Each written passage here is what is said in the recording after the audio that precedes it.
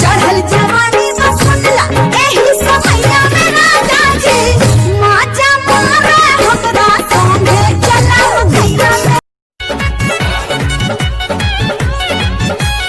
ऐसे निरेख नमकना रे मेरा पतंग रे छोरा छी छोरा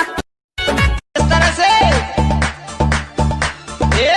चाचे ऊपर बोयर बाजीरो खिली गयो फूल चमेली ये भौजी धान काटे गेलियो खगड़िया पीछा लाग गेलो हमरा दुगो नहिया चोली के पिता हरा बहिनी के बना जोनी ढेर हो सकता करियावा तरुका चाचा ठीक लइके बाबू तू घर में जोता भीतर जाइबे का फेर ई लोग के बताइए दे हम बिना बतावले छोटका आ गई ना मान आइल बारू बंगाल से गोरी बचके अच्छा आइल बारू बंगाल से गोरी कहते हो बुलाती है जाने का नहीं, हाँ जाने का नहीं। तो सुन, हम बुलाइबे नहीं किए, इधर आने का नहीं। लव में सबको छपोना पड़ेगा अरे सुनो ससुरा में सैया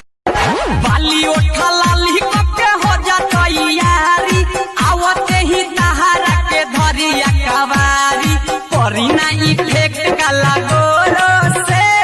मंगले पासखी बहिया में कसी के सैया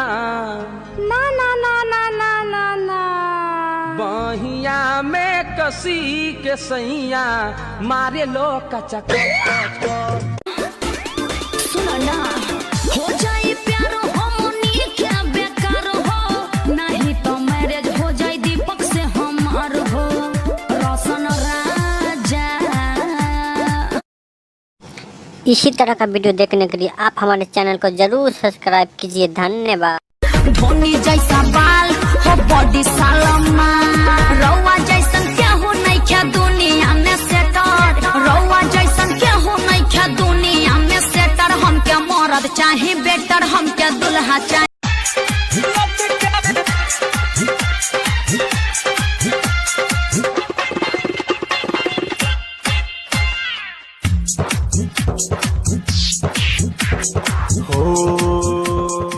DJ Madan, DJ Madan, DJ Madan, पूरे गोपालगंज। सुनो बंगाल वाली नाच तू हली हली सुनो बंगाल वाली नाच तू हली हली रख कब पकड़ा लू गोरी दिन दोपहरिया में कब पकड़ा लू गोरी दिन दोपहरिया में कब पकड़ा लू तू रहरिया में लव में सबको छपोना पड़ेगा अरे सुनो ससुरा में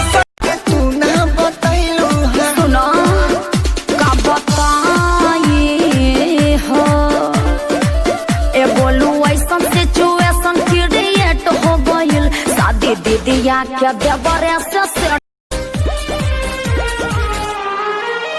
चेहरे की चमक जब जाएगी तब याद तुझे मेरी आए तोहर होठ के छोट मुस्कान देख के हम ढाहिले किए हो धनी ताहरे करनवा मनवा भइल बाटे पागल। इसी तरह का वीडियो देखने के लिए आप हमारे चैनल को जरूर सब्सक्राइब कीजिए। धन्यवाद।